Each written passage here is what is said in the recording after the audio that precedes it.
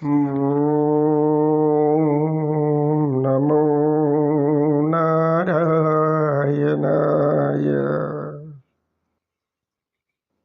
ఓం నమో నారాయణాయ.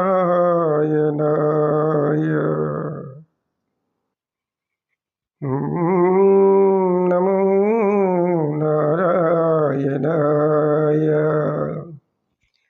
ఉడగంటి మయ్యా మిమ్ము పురుషోత్తమా,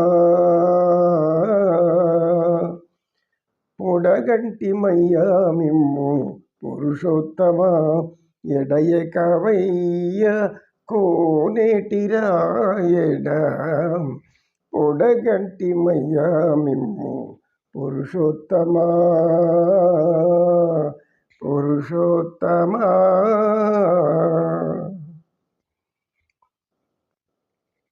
చెడనిక బ్రతికించి సిద్ధమంత్రమా, ఓం నమో వెంకటేశాయ. చెడనిక బ్రతికించి సిద్ధమంత్రమా, చేరి నడచి రక్షించి దివ్యౌషధము.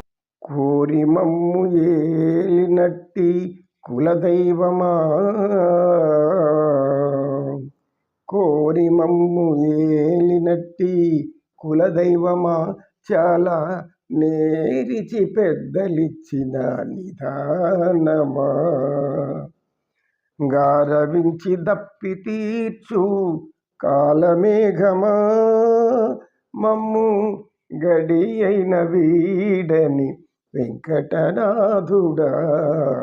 ఉడగంటి మయ్యా మిమ్ము పురుషోత్తమా, పురుషోత్తమా.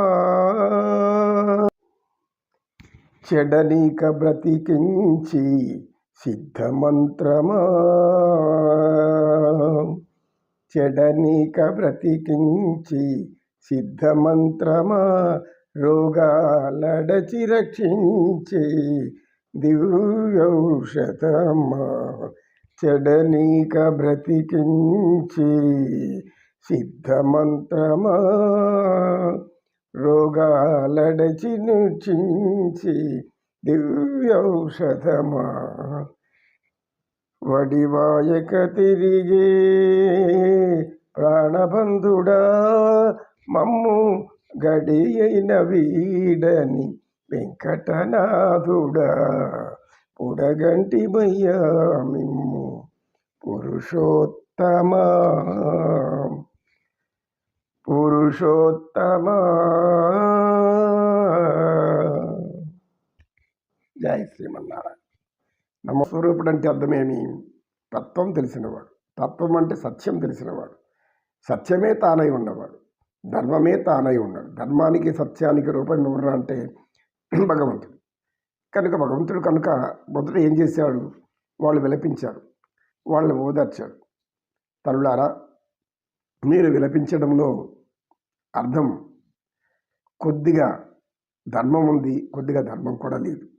ఎందుకంటే భర్తలు దుర్మార్గులు అవుతున్నప్పుడు భార్యలు నచ్చజెప్పాలి, మార్చడానికి ప్రయత్నించాలి.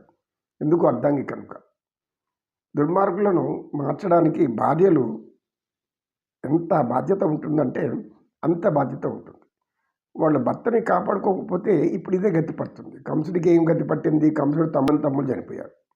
అదేవిధంగా ముష్టికుడు, చాణేరుకుడు, అనేక రాక్షసులు చనిపోయారు.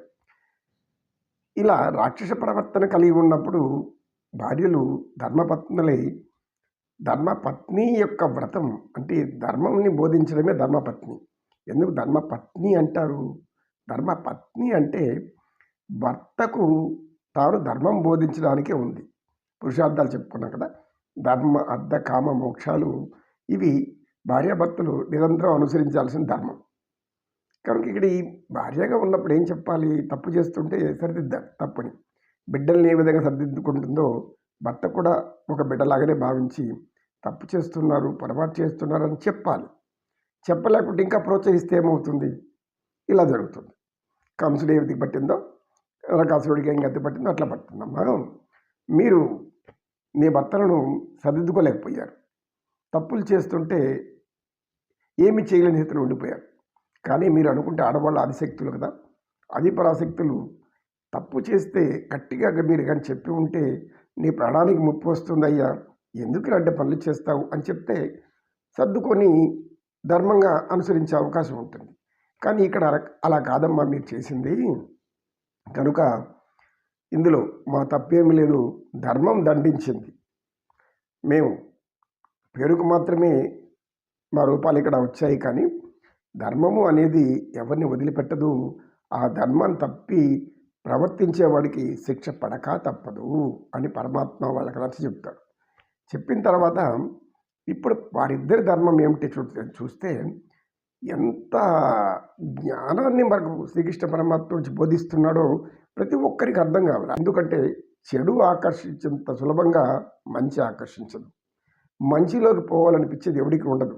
ఎందుకు? చెడు చేస్తేనే వాడు అనుభవాలు ఆనందాలు పొందగలుగుతాడు తాత్కాలికంగా. ఇక్కడ చెడు చేసి ఆనందించే వాళ్ళు కంసుడిలాగా నరకం అనుభవించిపోతారు.